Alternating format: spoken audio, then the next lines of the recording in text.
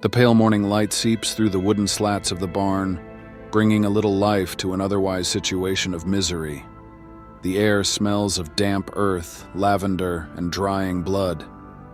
Matisse lies propped against a bale of hay, his body weak, his breathing slow but steady.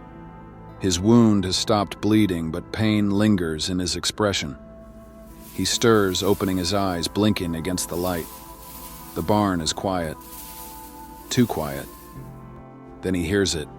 Footsteps. They are soft but purposeful. Matisse tenses, his instincts from the battlefield taking hold. The barn door creaks open. Élise enters, carrying a wooden bucket of fresh water. She moves without hesitation. She sets the bucket down beside him. Drink. You need all the fluids you can get. Matisse swallows dryly, shifting slightly, his body aching from days of injury. He reaches for the bucket with unsteady hands. Élise watches him but does not offer help. Matisse takes a slow sip. The cold water soothes his throat, and for the first time since waking up in this barn, he feels human again. A long silence stretches between them, then... You saved me. I did not do it for you. Matisse exhales, setting the bucket down. Then why did you do it? Élise finally looks at him, really looks at him. Her eyes are sharp. Because a dead German in my barn is worse than a live one. That is why. I certainly hope you do not think I did it for any other reason. Matisse exhales a weak, bitter chuckle. Practical. A good reason as any, I guess. Élise doesn't answer. Instead, she stands, wiping her hands on her apron. Well, if you are staying here, you will not just sit and rot like a useless man. I do not support idle hands. Matisse shifts slightly, grimacing as pain shoots through his ribs. Oh. Well, Miss Dubois, I do not think I'm ready to run laps around your fields just yet.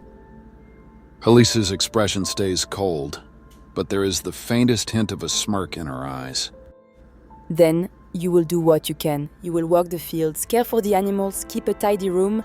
I am not your mother. And another thing, you will wear French clothes and you will continue advanced French language lessons. You will learn our culture, our cinema, our arts. You must pass as a Frenchman even if you must pass as one who is retarded. Understood? Because if this sounds like too much for you, you can find solace in a concentration camp for all I care. Definitely sounds like a deal. You'll hear no complaints from me. Matisse watches her, uncertain but intrigued.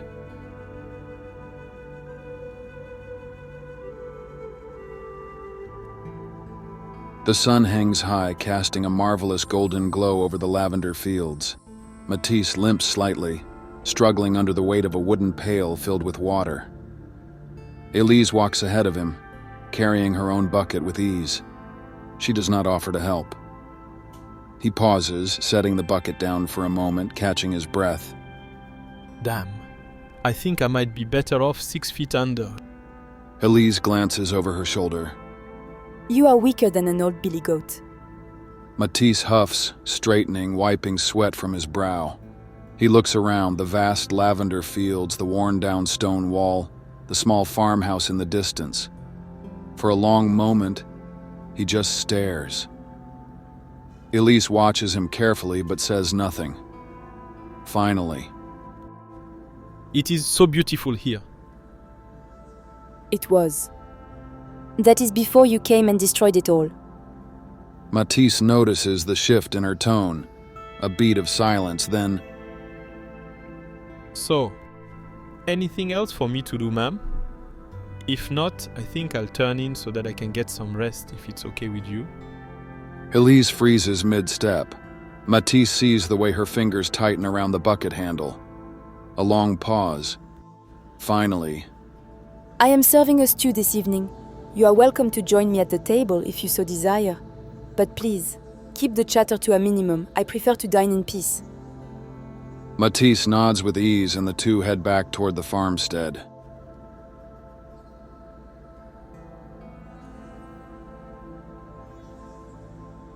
The kitchen is warm, the scent of stew and fresh herbs filling the air. Matisse sits at the wooden table, his body sore but improving. Élise moves around the kitchen with practiced ease, ladling stew into a bowl. She sets it in front of him. He stares at the food for a long moment. Thank you, this looks amazing. And I bet it tastes even better. Élise glances at him, signaling he may be talking too much already. He notices, and then turns his attention to slurping the stew. Élise nods slightly, sitting down across from him with her own bowl. For a while they eat in silence. The only sounds are the crackling fire and the occasional clink of spoons against ceramic. Was he good to you? Elise's hand stops mid-movement. Matisse sees the way her jaw clenches, the way her fingers tighten around the spoon. I believe that I made it quite clear that I desired to eat in peace, yet you insist on disrespecting my wishes. Why are you so hard-headed? But if you must know, and it seems that you do, the answer is no. Well, not in the sense that I think you mean. Provider, yes. Husband, not so much. He doesn't even write to let me know that he's still alive, even less to say I love you. Matisse nods slightly as if he already suspected. You know how, when you have this wonderful puppy dog and you hold its little face, caress it and give it a little kiss? He never touched me with love even like that to a dog. Oh, listen to me ramble. Enough about me. You need to start telling me about you and why you are in this damn war, killing my people. Matisse looks up sharply. I was conscripted, drafted, against my will. Why do you think I am here now, deserting the cause? I haven't killed anyone. And it's not because I am weak or I am scared. I just only believe in fighting for real and genuine causes, not some political war that has nothing to do with me. They both stare at each other for a stolen moment. Well, it was nice talking with you, but I must be getting on to bed. I am early to rise. I have many things to do. I am sure you know your way to your sleeping quarters. Well, good night, sir. Élise heads off to bed while Matisse stares at her every movement, until she is completely out of sight. He finishes his meal, puts away the dishes, washes his hands, and heads to bed himself.